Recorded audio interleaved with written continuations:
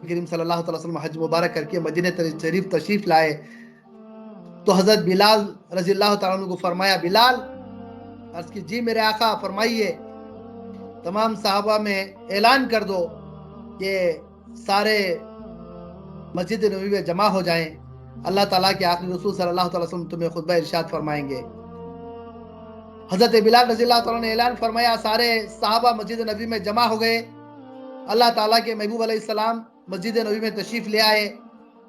آپ نے اللہ تعالیٰ کی حمد کے بعد صحابہ کو فرمایا کہ میرے صحابوں، اللہ تعالیٰ نے میرے سینے پر یہ آیت نازل فرمائی ہے، جب میں حج کرنے گیا تھا میدان عرفات میں، اللہ تعالیٰ نے یہ آیت کریمہ میری طرف وحی کے ذریعے بھیجی۔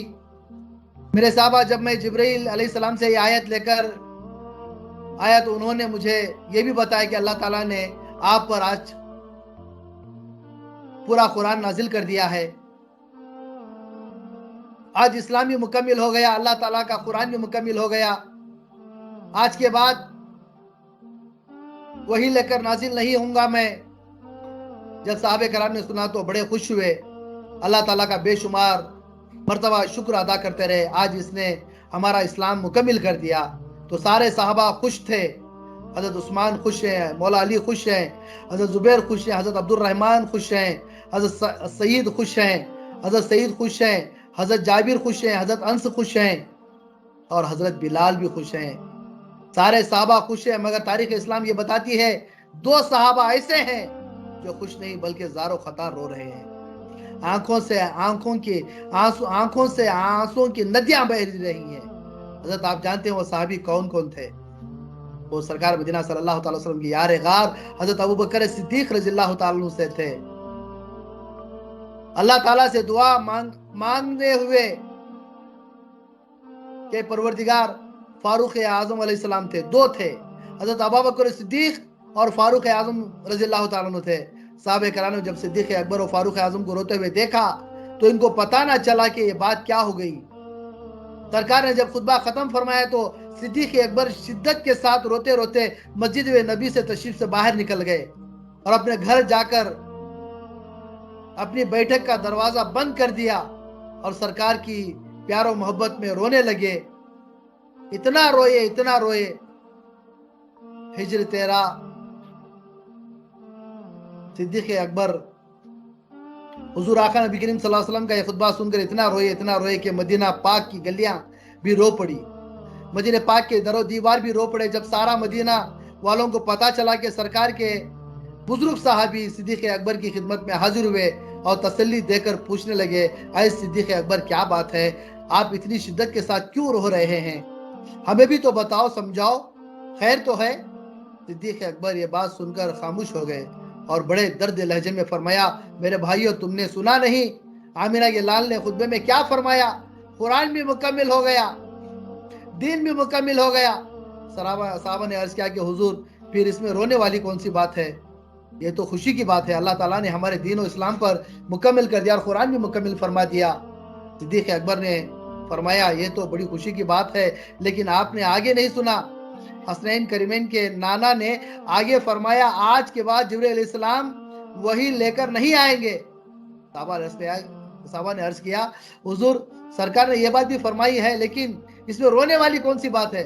صدیق اکبر نے فرمایا، میرے بھائیوں، یہی بات تو رونے والی ہے، آج کے بعد جبرائیل اسلام نہیں آئیں گے، لیکن اللہ تعالیٰ کا حبیب، بے قراروں کو قرار دینے والا، دکھیوں کے دکھ دور کرنے والا اور یتیموں کے غریبوں کو سینے سے لگانے والا اللہ تعالیٰ کا حبیب صلی اللہ علیہ وسلم ہمیں چھوڑ کر اللہ تعالیٰ کے حضور چلا جائے گا۔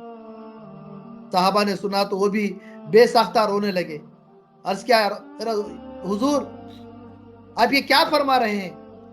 سیدنا صدیق اکبر نے فرمایا، لوگوں میں صحیح کہہ رہا ہوں، ان قریب اللہ تعالیٰ کا حبیب صلی اللہ تعالیٰ علیہ وسلم ہمیں چھوڑ کر حقیقی مالک کی طرف بارگاہ میں چلے جائیں گے، مومنوں کی مائیں بیوہ ہو جائیں گی، سید فاطمہ یتیم ہو جائیں گے، ہمارے سروں سے اللہ تعالیٰ کے پیارے حبیب محمد مصطفیٰ صلی اللہ علیہ وسلم کا سایہ اڑ جائے گا۔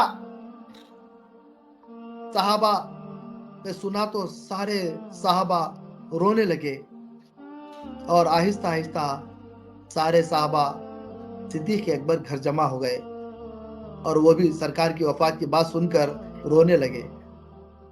हुजूर सल्लल्लाहु अलैहि वसल्लम एक साहबी सरकार की बारगाह में हाजिर हुए। अर्ज की, आका, जब से सिद्दीक अकबर ने आपकी तकरीर सुनी है वो घर बैठकर ज़ारो खता रो रहे हैं।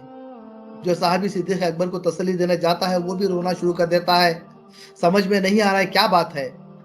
हुजूर सल्लल्लाहु अलैहि वसल्लम ने जब अपने गुलाम की बात सुनी तो सरकार का चेहरा मुतग़य्यर हो गया और मेरे आका भी परेशान हो गए।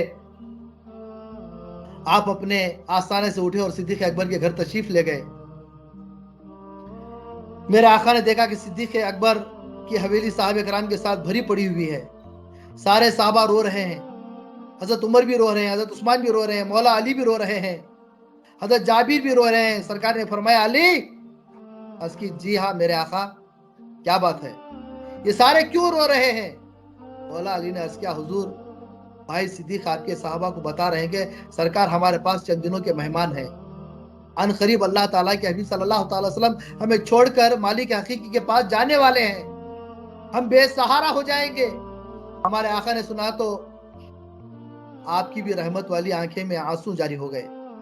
सरकार ने फरमाया, लोगों, मेरा यार सिद्दीक अकबर सच कह रहा है, अन करीब तुम्हारी मेरी जुदाई हो जाएगी।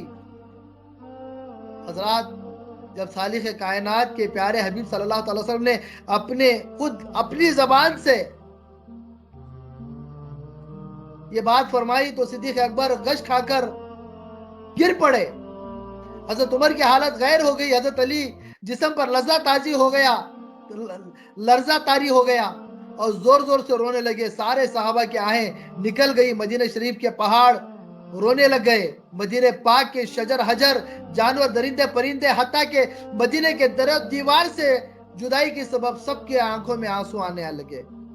आसमानों के फरिश्ते रोने लगे, जन्नत की हूरें रोने लगी, रिजवान जन्नत भी रो पड़े, मछलियां दरिया में भी रोने लग गई, जंगल में दरिंदे परिंदे चरिंद सब रोने लग गए। रोते भी क्यों ना, सबके आका जो दुनिया छोड़कर जा रहे थे। सैयदा फातिमा रोने लगी, हसनैन करीमैन रोने लगे, सरकार की सारे अजवाज रोने लगी। पूरे मदीने में आंसुओं की बारिश शुरू हो गई। मेरे आका ने जब ये मंजर देखा तो सरकार ने अपने सारे गुलामों को सब्र की तलकीन फरमाई। फरमाया कि लोगों, सब्र करो, इन्नल्लाहा मअ साबिरीन, इन्नल्लाहा मअ साबिरीन, बेशक अल्लाह ताला सब्र करने वालों के साथ है। हिजरे अहमद में या रब तड़पता रहूं, इश्क अहमद में मेरा दिल में चलता रहूं।